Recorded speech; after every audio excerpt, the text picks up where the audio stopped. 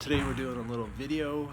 It's going to be a studio tour, just so you guys can see my studio, Trippingonacable Studio, and just show you that it's not really extensive. It's quite small. I would consider it quite minimalistic. I don't use a lot of different gear. Yeah, so I'll show you around the studio and pieces of gear that we have and just kind of how it's set up and stuff. So this is Trippingonacable Studios. What you're seeing right now is my wall where my rig is set up.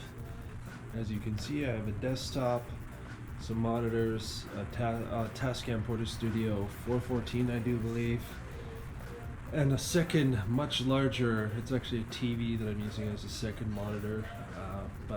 Anyway, I'll just kind of show you the pieces and where it's all set up, and maybe a little bit of how it's set up, and just kind of give you a studio tour. So this is the Tascam Porter Studio 414, I do believe. There's a tape in here. I'm not currently using this, but I intend on using it maybe in the near future for maybe some recording. Well, definitely for some recording stuff, and maybe for some other purposes, because the tape sounds quite interesting, so I want to kind of get that sound. As you can see under here, you can see my desk is a fucking mess. You can see my water. That's the BX5, M-Audio BX5 monitors. There's one on that side too. There's my main screen. I have some computer speakers there that I kind of use as referencing tools, just to give me a general idea of how everything sounds. As you can see here, this is well, you can't really see it on the screen here because it's a little dark, but that's a Motu ultralight MK3 hybrid audio mini interface. It's actually it's USB and FireWire. I'm thinking it's 400, FireWire 400, but I could be mistaken on that. I have no idea because I've never used it, so I use it via USB, and it's quite the unit. It has 10 ins and 8 outs, and I utilize a lot of it with all my instruments and stuff like that. And yeah, I also use it for live show purposes, but I think I've done a live show setup already. If I'm not mistaken, if I haven't, I'll have to go back and do one of those too. So this is my Yamaha EX7. As you can see it there, it is the EX7, not the DX7. This is a synthesizer sampler workstation kind of deal. There's a sequencer and all that kind of stuff. It's not turned on right now, but you can sample with this, and there's an effects thing in here as well, and there's synthesis options and all that kind of stuff. I think there's like 3 different synthesis options, at least for this particular unit. And I've gotten all the upgrades that it can get, except for one of them, but I'm not going to get that particular upgrade because I don't really need it, and it's not necessary. So the microphone I use for most of my songs and recording is the Shure SM58. This wasn't the original mic I used for my earlier stuff. The earlier stuff I used the Samsung Q mic, but over time that mic just started to suck, and I wanted something a little bit more durable, and not just durable, but something that has a better, at least I think, a better sound, or better sound character. I've dropped this a couple of times, as you can see. I also have the TC Helicon Perform V. This is not turned on right now. I'm not really using it right now, but I use this for live shows and such. I haven't really used it for recording purposes. I tend to use the internal effects on the DAW that I use, and I guess I'll just tell you that I use FL Studio 9 Producer Edition.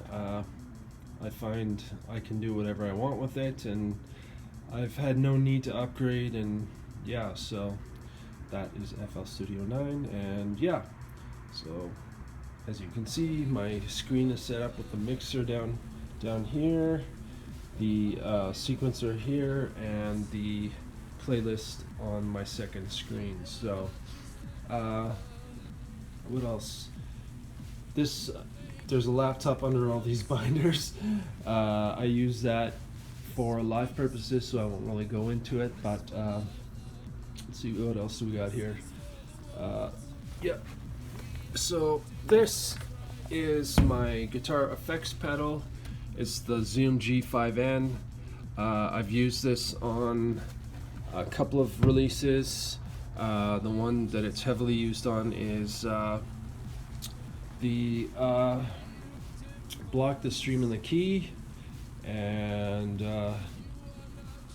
we use it for rehearsing and such, because my guitarist doesn't bring his effects pedals with them, and we rehearse with a headphone setup. So as you can see, I have a guitar here as well. I haven't used this in quite some time, but it's I've had it since I was like 17, I think, so long fucking time, like 23 years, 24 years, something like that. So yeah. Also have a mixer. I haven't really utilized this a lot. I intended on buying it for live purposes, but I haven't really had a chance to use it for live shows. I have used it for, I've sampled, like I've made a feedback loop in this before and sampled the feedback loop and such, and there's a built-in effects and such like that, but I haven't really utilized it for what I wanted to. I may do that this year, 2020. So yeah, let's see what else we have. Let's go over here first. That's a bookshelf and a painting I did, and my bookshelf has got shit all over it. I have this Marshall mini stack, I think that's what it's called, but it's a little unit. It's got a couple of speakers in it, and you know, you can use it as a portable amp if you want. It's battery powered, and there's gain and all that kind of shit, and volume and tone and all that. And I've used this not so much for monitoring, but just for you know, just trying to get some different sounds out of it, because it sounds different and it's a small little amp. So let's see what else we got here. We have this DX100. I rarely use this nowadays, but I do intend on using this for live shows. There is a reason for that, because I'm not going to get into it right now, but I am trying to pare down my kit as far as live shows go, so this may be the prime keyboard that I use. I wouldn't be using this for synthesizing so much. I'd be using it as a MIDI controller, but that is a story for another time. I'm not going to get into that right now, but this is also in the studio, just rarely utilized, but yeah. I also have this amp here. It is a Trainer T10G. It's a small guitar amp. Yeah, it is the amp is kind of blown a little bit, so I primarily use it for when I am making those feedback loops with the mixer.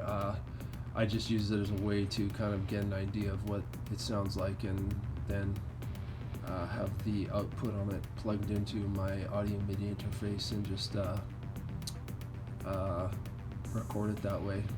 And I also have this.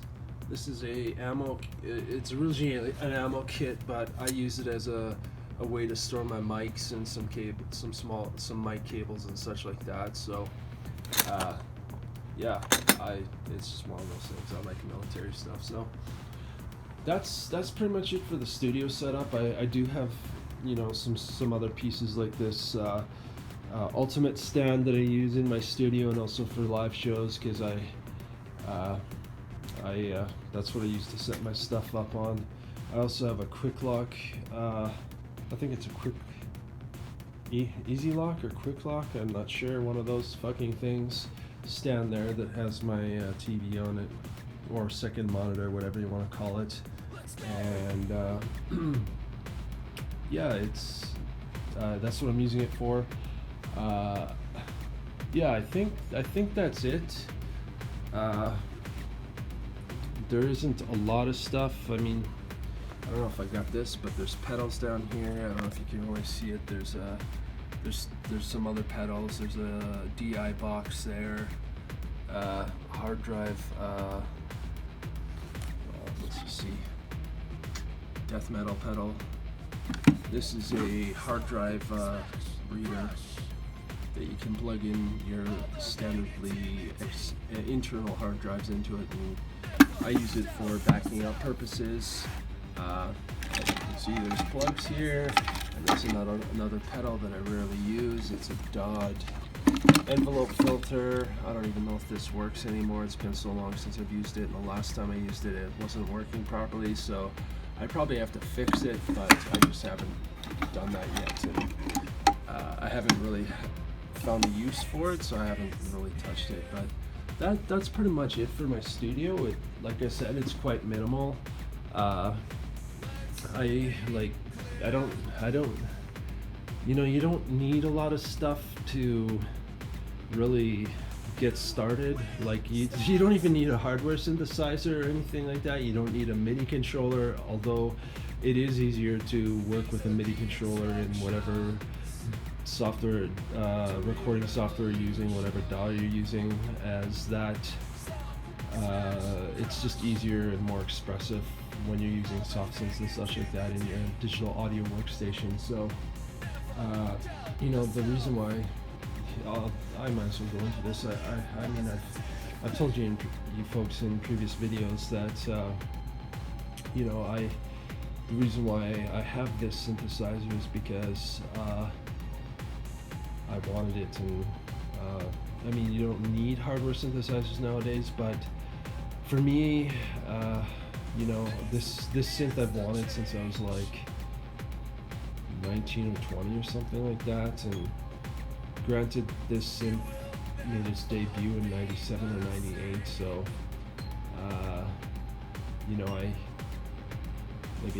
maybe I was 21 when I first saw this, played with this, but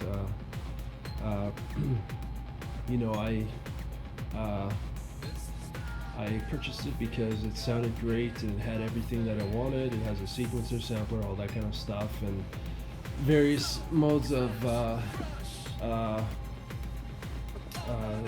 sound design and synthesis and all that kind of stuff. And I personally, I think hardware sounds better than software, but I mean, really, it's really up to the music producer or musician to really decide what's best for them, and I thought this was the best direction for me, so that's why I purchased it. And I've also used it for live shows and such, and that might be changing in the future. I won't get into that right now, but I do use this for a lot of the sound design and synthesis in my songs and stuff like that. And moving forward, I think I intend on not using soft synths anymore and strictly using this, so at least that's the plan. And so I think that's it. There's not really, like I said, my studio is quite minimal. I don't have a lot of stuff, and I don't think as a musician or artist or whatever, I don't think you don't need a lot of gear nowadays. Like, you can do everything on a computer nowadays, and it's quite easy to get started and all that kind of stuff. I just thought I would show you around my studio and just kind of, just show you what I got. And it's a basic setup. There is a reason why it's called Trippingonacable Studios, because I have no cable management system. As you can see, cables fucking everywhere. I think I might change that in the future, because I don't know, it's just organized better, but out of all honesty, I don't care if it's on the floor. It doesn't really bother me, but I don't know. Maybe I'll organize it. Fuck, I don't know.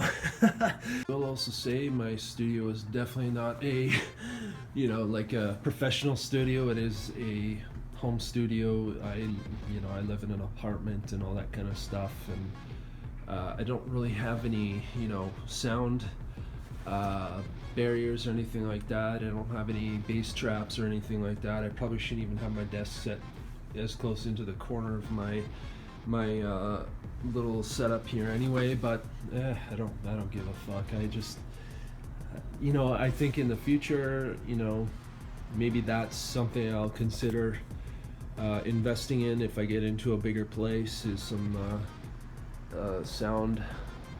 I don't even know what the fuck it's called. I can't think of it right now. Sound barriers to, kind of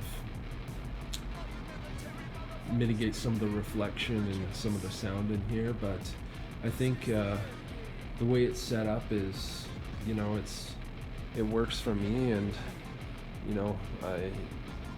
it's not a professional setup, but at least it works for me. And like I said, maybe in the future I will invest in some of that stuff if I get into a larger place and all that kind of stuff. Here's some posters and shit. This is my gig wall, all the gigs I've done, plus Nine Inch Nails, my favorite band of all time, and all that kind of stuff. So those aren't all the gigs I've done. I don't even know how many I've done anymore, but as you can see, lots of posters and shit. So, and you can see the other wall too. You might as well see the fucking setup here. So yeah, shelves, shelf, kitchen stuff, posters, paintings that I've done, paintings, my video camera, artwork from friends, and more Nine Inch Nails, artwork from friends, just shit like that. So yeah, that's pretty much it. That's my studio. I was gonna say something else and I can't remember what it was. Yeah, it's just a small little studio, and it works for me. Fuck, like there are no rules to industrial music, my friends. You use what you have and make what you have work, and be resourceful and shit. That's how it works. So that's it for this video. If you have any, if you enjoyed this video, please give it a like. If you feel it has value, please share it. If you have any comments or questions, just get at me with those comments and questions. And if you enjoy what's on this channel, please subscribe.